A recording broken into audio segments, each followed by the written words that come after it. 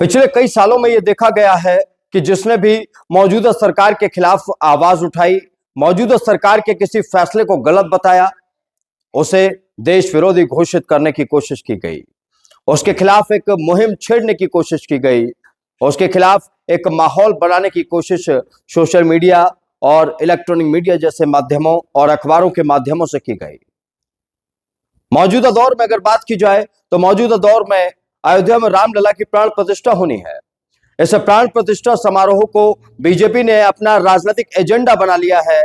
इसी का विरोध धर्माचार्य कर रहे हैं।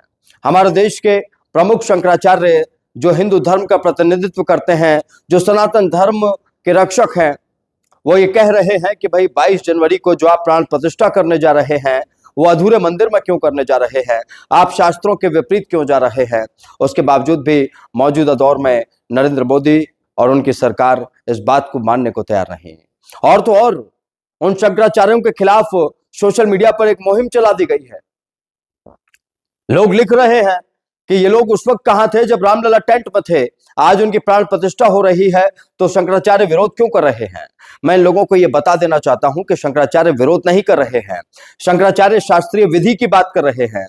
अगर शास्त्रों के अनुरूप मंदिर का पूरा निर्माण नहीं हुआ है तो फिर उसमें प्राण प्रतिष्ठा कैसे हो सकती है।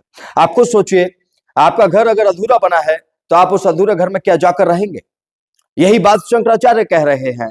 लेकिन मौजूदा दौर में राजनीतिक महत्व को आगे बढ़ाने के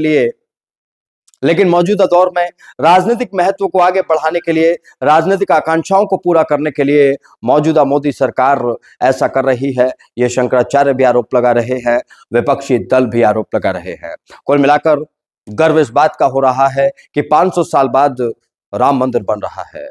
राम मंदिर में श्री राम के बचपन की मूर्ति लगाई गई है, बचपन की मूर्ति को स्थापित किया जा रहा है। सवाल यह भी पूछा जा रहा है कि मां सीता कहां है। सवाल यह भी पूछा जा रहा है कि जो लक्ष्मण जी उनके साथ हुआ करते हैं, जो पूरा राम दरबार हुआ करता था, वो कहां है। लेकिन इन सब के बीच मैं सिर्फ आप लोगों से इतना ही कहना चाहूंगा कि अगर मुहिम चलाई जा रही है, सोशल मीडिया के जरिए कुतर्क वाली बात की जा रही है, तो उस कुतर्क वाली बात का तर्कों के साथ जवाब दीजिए। उस कुतर्क वाली भीड़ का हिस्सा मत बनिए, क्योंकि आज के दौर में अगर आप धर्म की बात कर रहे हैं तो आपको धर्माचार्यों की बात भी सुननी होगी, धर्माचार्यों के तर्क भी सुनने होंगे। मुहूर्त की बात अगर की जा रही है तो मुहूर्त की बात को लेकर स्वामी अभिमुक्तेश्वरानंद ने एक बहुत बड़ी बात कही है। उन्होंने कहा कि जब श्री राम का राज्याभिषेक होना था तो उस वक्त मुहूर्त की बात हुई, और उसके बाद वहां पर एक मौजूद एक ऋषि थे, उन्होंने एक दोहा गाया, जब राम जी हैं तो किस बात के मुहूर्त की जरूरत है। और अगले ही दिन श्री राम को वनवास जाना पड़ा था। तो ये बहुत बड़ा उदाहरण वो देते हैं। और इसी उदाहरण के बाद अब मैं आप लोगों से भी यही कहूंगा, भीड़ का हिस्सा मत बनिए। शंकराचार्यों पर सवाल उठाने से पहले 100 बार सोचिए, क्योंकि ये शंकराचार्य ही पूरे देश में सनातन धर्म का प्रतिनिधित्व कर रहे हैं। हाँ, बहुत सारी कमियां होंगी, उन तमाम कमियों को ठीक करने की जिम्मेदारी हमारी भी है, सरकारों की भी है। लेकिन मौजूदा दौर में जो चल रहा है उसमें आपको धर्म, शास्त्र और तमाम अहम पहलुओं को समझना, देखना होगा, सिर्फ राजनीति को नहीं। नमस्कार।